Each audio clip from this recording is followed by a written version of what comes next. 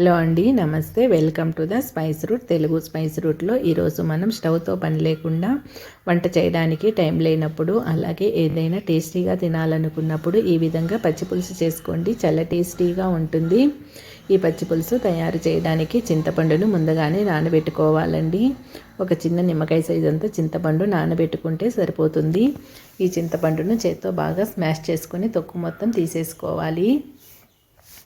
ఈ విధంగా తొక్కు తీసేసుకున్న తర్వాత ఇందులో మరి కొంచెం వాటర్ వేసుకోవాలండి.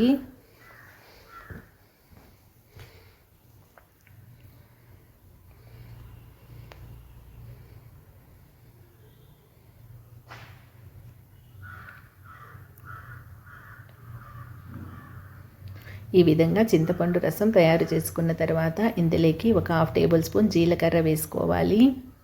అలాగే ఇక్కడ నేను చిన్న ఉల్లిపాయలు తీసుకుంటున్నానండి. ఈ చిన్న ఉల్లిపాయలు తోలు మొత్తం తీసేసుకొని వాటర్తో బాగా కడుక్కోవాలి. వీటిని కట్ చేయాల్సిన అవసరం లేదండి. చేత్తో ఈ విధంగా నలుపుకోవాలి. ఈ విధంగా చేత్తో నలుపుకోవడం వలన ఉల్లిపాయల్లో ఉన్న రసం మొత్తం చింతపండు రసంలోకి వస్తుంది. ఈ ప్లేస్లో పెద్ద ఉల్లిపాయలు కూడా తీసుకోవచ్చండి. పెద్ద ఉల్లిపాయలు తీసుకున్నప్పుడు చిన్న చిన్న ముక్కలుగా కట్ చేసుకుని వేసుకోండి.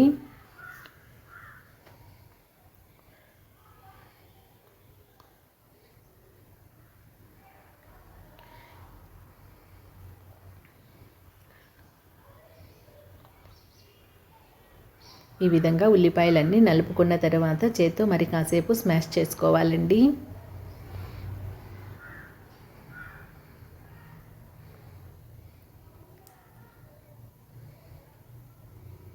ఇప్పుడు ఇందులోకి కట్ చేసి పెట్టుకున్న పచ్చిమిరపకాయలు వేసుకోవాలి. పచ్చిమిరపకాయలు ఒక 2 లేదా 3 వేసుకుంటే సరిపోతుందండి. చిన్న చిన్న ముక్కలుగా కట్ చేసుకొని వేసుకోవాలి. అలాగే కొత్తిమీరని కూడా కట్ చేసుకొని వేసుకోవాలి.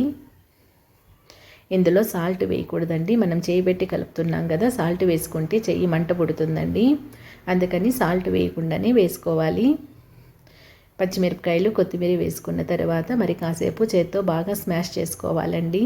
ఆ రసం మొత్తం చింతపండు పులుసులోకి దిగాలి.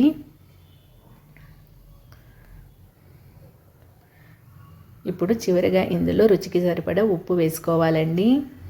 ఉప్పు వేసుకున్న తర్వాత చేయి పెట్టి కలపకూడదు, గరిటతో కలుపుకుంటే సరిపోతుంది.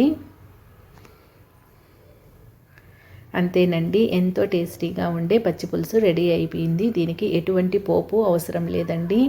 ఇలాగే తింటే చాలా టేస్టీగా ఉంటుంది. ఇది పొంగల్లేకి, పులగంలేకి, అలాగే వైట్ రైస్లేకి, సంగట్లేకి కూడా తినచ్చండి. చాలా టేస్టీగా ఉంటుంది. ఈ వీడియో కనుక మీకు నచ్చినట్లయితే లైక్ చేయండి. మీ ఫ్రెండ్స్ అండ్ రిలేటివ్స్కి షేర్ చేయండి. అలాగే ద స్పైస్ రూట్ తెలుగు ఛానల్ని సబ్స్క్రైబ్ చేసుకోండి. Thank you.